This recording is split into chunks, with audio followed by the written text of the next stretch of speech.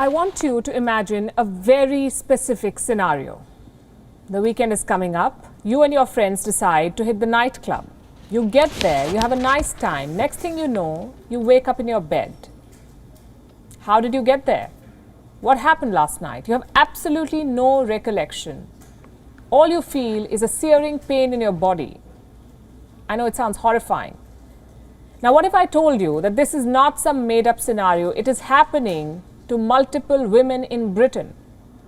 More than a dozen cases have been reported. All of them follow the same pattern. They remember entering a nightclub, but nothing after that. The next day they wake up in bed with horrible body pain. What's happening here? Most of the victims think that they were spiked with a needle. Let me tell you how one of them described it. The next morning I felt my leg and examined it to a further extent. I touched the part where I was in most pain and I found a pinprick. I had been spiked.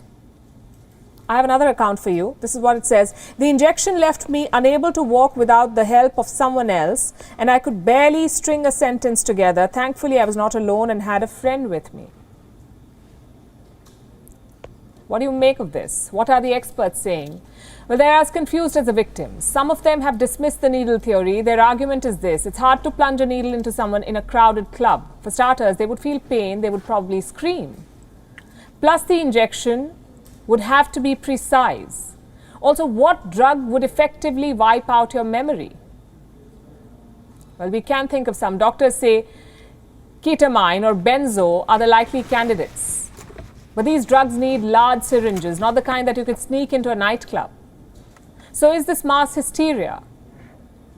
Here's what one medical expert says, and I'll quote again. It's entirely possible that this is some stupid fad of sticking needles into people, but the association between sticking needles into people and people being intoxicated and collapsing seems far-fetched at the moment.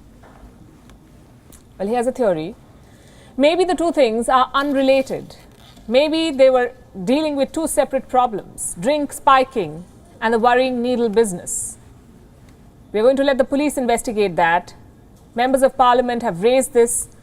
The Nottinghamshire Police Department has recorded 44 cases of spiking since September. 44. 12 of them involve needles. The timing is also important. Remember, clubs in Britain have just started reopening after lockdowns. People have missed the nightlife. Reports like these could keep them away. In fact, it's already happening. Students from 30 British universities are boycotting nightclubs. What do they want? They want safety for women, as simple as that. We don't know if the victims were spiked with needles. We don't know how they got those pinpricks. But here's what we do know. Drink spiking is a major problem in nightclubs. In Britain, there have been more than 2,600 cases since 2015.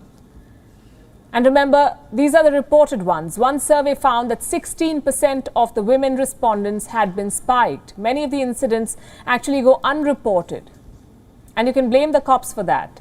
The police do not take drink spiking seriously. They often blame the victim for not being too careful or for drinking too much. But this is not casual fun. This is evil and abusive. In most cases, drink spiking leads to sexual assault. It's called date rape.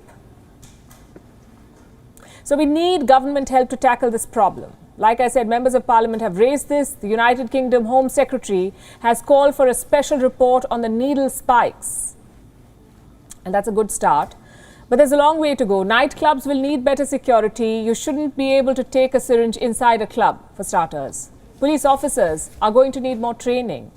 Their in-your-face attitude is stopping victims from coming out. And until these changes happen, here's what you can do. Try to buy your own drinks. Don't accept drinks from strangers. Try not to leave your drink unattended. And if you feel extra tipsy or woozy, call a friend or your family.